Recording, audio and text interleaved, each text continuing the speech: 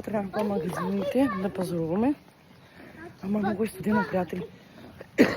Много е студено, направо замръзнаха ми ръцете. Мале, слънце грее, ама си е студено.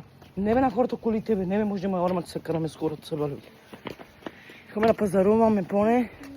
Оттам ще се прибираме. Днеска сме неделя, плюс ден. Може 3 часа, че затворят сега и 2 часа. Къде ходиме, че са не 3, че фанеме магазин отворени. Ще пазаруваме, ще се прибираме. И трябва да изчистим, да изготвим. И че се седим, няма къде да ходим от този студ. Къде да ходим? Че седим дома цял ден. Това ми е работата. Няма къде да се скита, няма къде да се ходи.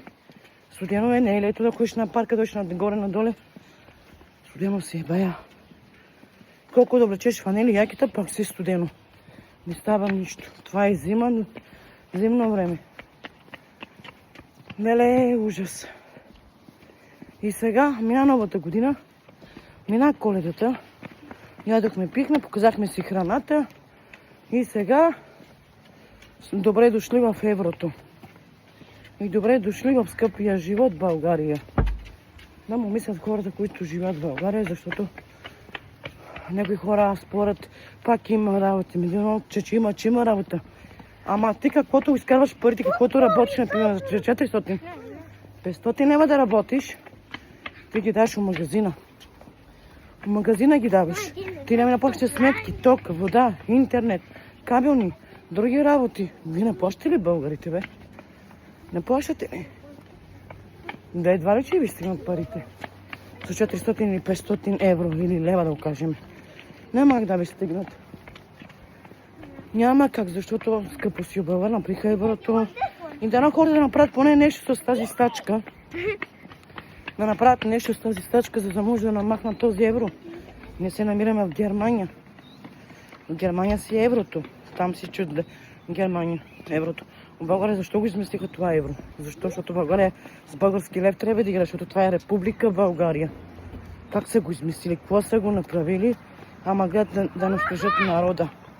Да убият народа, да убият. Айде, Адриана. Да убият народа.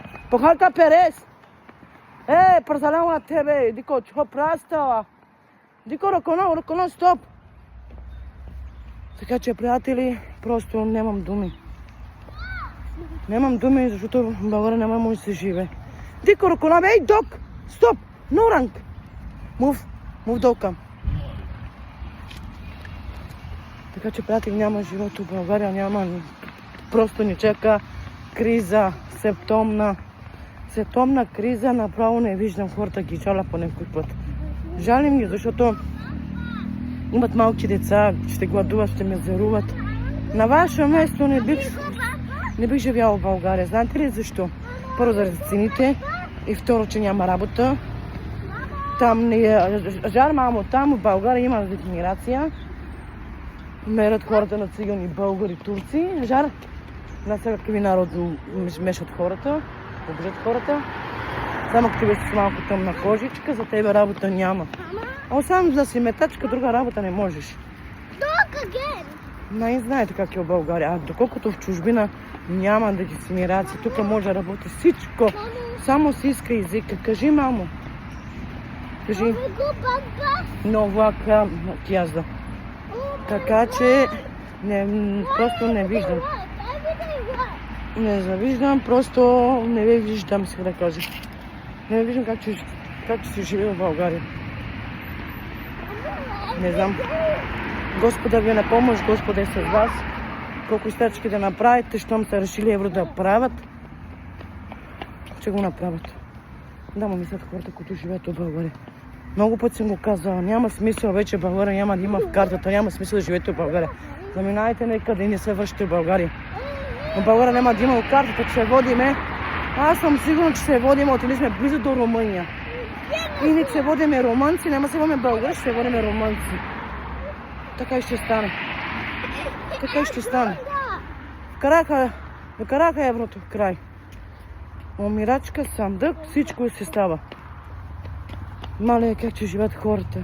Как ще живеят? 25 евро ще взимат на детски. Само детски, това дете не искали обувки, не искали храна, не искали раница ни скриново јаке, кој дете не се нужда од това. Секој едно дете иска. А доколкото чужбина бават, помагат и грижат се. Така че хора нема смисъл да живеете в България. Вземете си семејство и бягате по чужбина.